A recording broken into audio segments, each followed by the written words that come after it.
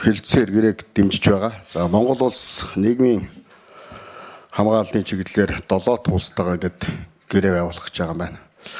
Цаашдаа бусад улсуудад Монгол улсын иргэдийн ажиллаж байгаа улсуудтай ийм чиглэлийн гэрээ хэлцээр хийх ажлууд хэрэг хийгдэж байгаа вэ?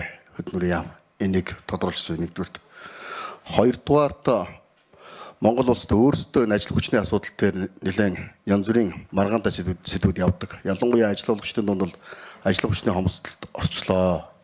Доктортой, чадвартай ажил хүчний бодит хомсдол бий болцсон. Үүнийг шийдвэрлэх шаардлага байна гэдэг их ярьж байгаа. Энэ дээр хөдөлмөрийн яам өөрөө ямар бодлого барьж байгаа вэ?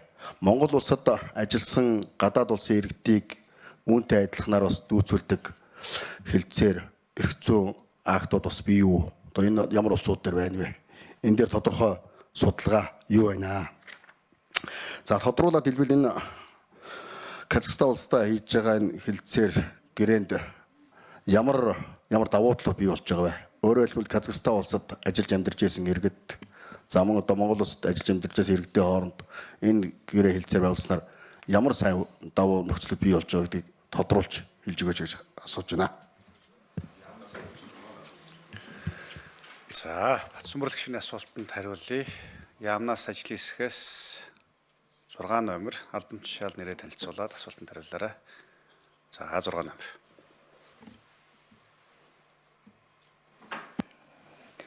За, гэр бүл хөдөлмөр нийгмийн хамгааллын яамны Эрдэнэ цаанд байна.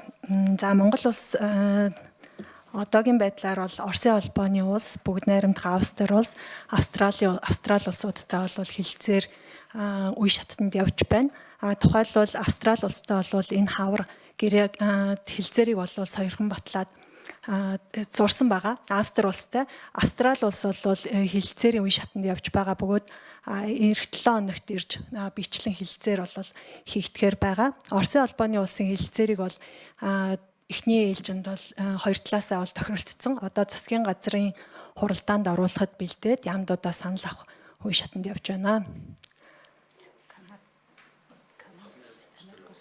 Гадны ажил хүчтэй барьж байгаа болоод за.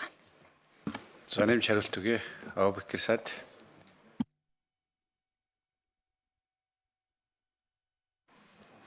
За Батсумбарлагчны асуултанд товчхон хариулъя.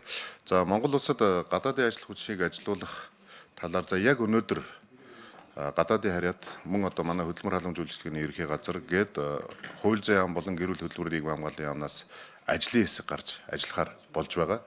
За сүүлийн үед энэ хөдөлмөрийн зах зээл дээрх ажил хүчний эрэлт нийлүүлэлтийн харьцаа хийсэн судалгаанууд байдаг.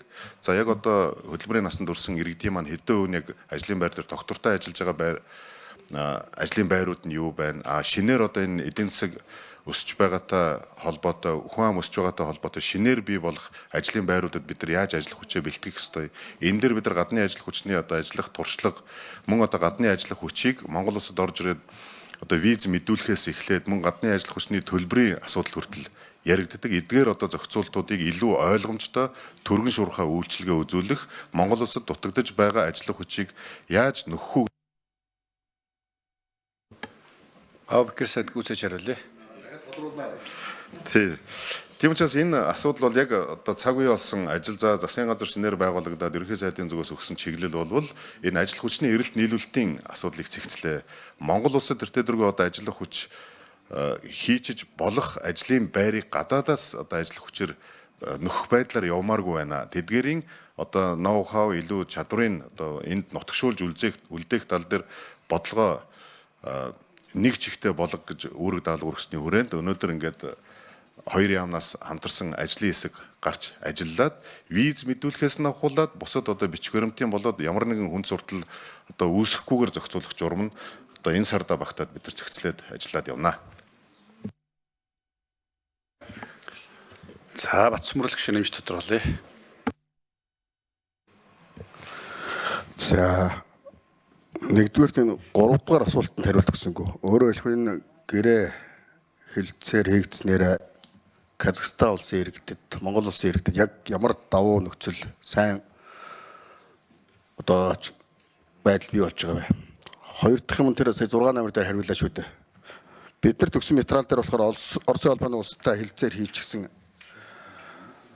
явж байгаа гэдэг энэ гэрээ байгуулсан гэд байж идэг. Сая танилцуулгахдаа бол хэлэлцээр хийгдэж байгаа шатанд явж байгаа гэсэн ярьдаг. Энэ тараасан материал нь үнэн юм уу? Микрофоноор хариулсан үнэн юм уу? Энийг тодорхой болгож өгөөч. За, ажлын хэсгээс хариулъя 6 номер. За. Гишүүний асуултанд хариулъя. Гэр бүл хөдөлмөрийн нийгмийн хамгааллын яамны хэлцээний дарга гишүүг баяр. За. Оросын холбооны улстай манай Монгол улс 1982 онд гэрээ байгуулсан байдаг. Энэ гэрээг өнөөдөр хүртэл бид нар хүчин төгөлдөр мөрдөө явж байгаа. Тэгээ энэ гэрээгээ хуучин зөвлөлт холбоот улстай байгуулсан байгаа. Тэгэхээр энэ гэрээ маань одоо нэлээд одоо 1982 он 81 оны гэрээ учраас бид нар шинжилгээр одоо ажиллаж байгаа. Ер нь бол 2 яамны төвшөнд бол ажиллаад дууссан байгаа. Тэгээ одоо яамдуудаасаа саналаа авсан байгаа, удахгүй засгаараа оруулж ирээд тэгээ дахиад шинжилээд батлахын ажлыг хийгээ явж байгаа. За энэ Казахстаны хэлцээр бол ямар ач холбогдолтой гэх юм бол ер нь бол одоо Монгол Улсын иргэд илүү их ач холбогдолтой байгаа. За 1994-өөс 2018 онд одоо Монгол улсаас 61 мянган хүн бас Казахстан улс руу шилжсэн байдаг гэсэн ийм тоо мэдээлэл байдаг. За буцаад бол Монгол улсад 1.7 мянган иргэн буцаж ирсэн байдаг. Гүцээж хариулъя 6 номер. За өнөөдөр бол бас 8,000 хүн амьдарч байгаа. Тэрний 3,000 гаруй нь бол бас хөдөлмөрийн насны хүн байгаа. За энэ хүмүүст бол энэ хэлэлцээр хэрэглэгдэнэ. За яаж хэрэглэгдэх вэ гэхээр 1998 онд Казахстан улс бол бүрэн хуримтлалын тогтолцоороо шилжсэн байгаа. За 1998 оноос өмнө Казахстанд амьдарч байсан, Монголд амьдарч байсан хүмүүс ажилласан жилээ нэгтгэж байгаа тэтгэврийнхаа эрхийг үүсгээд тухайн ажилласан жилдээ ногдох тэтгэврээ тухайн улсаас аваа явна. Харин 98 оноос хойш Казахстан улс бүрэн хуримтлалын тогтолцоонд шилжсэн учраас 98 оноос хойш Монгол улсын хүн ямар нэгэн хүн тэнд шимтгэл төрсөн байвал Казахстан улсаас тэтгэвэр авдаг болох ийм нөхцөлөд бүрдэлж байгаа. Тэгэхээр манайхан одоо Казахстанаас Монгол улс руугаа тэтгэврээ аваад явна гэсэн ийм одоо боломж нөхцөл бүрдэх ийм онцлог тэтгэвэр байгаа. Хэлцээр байгаа.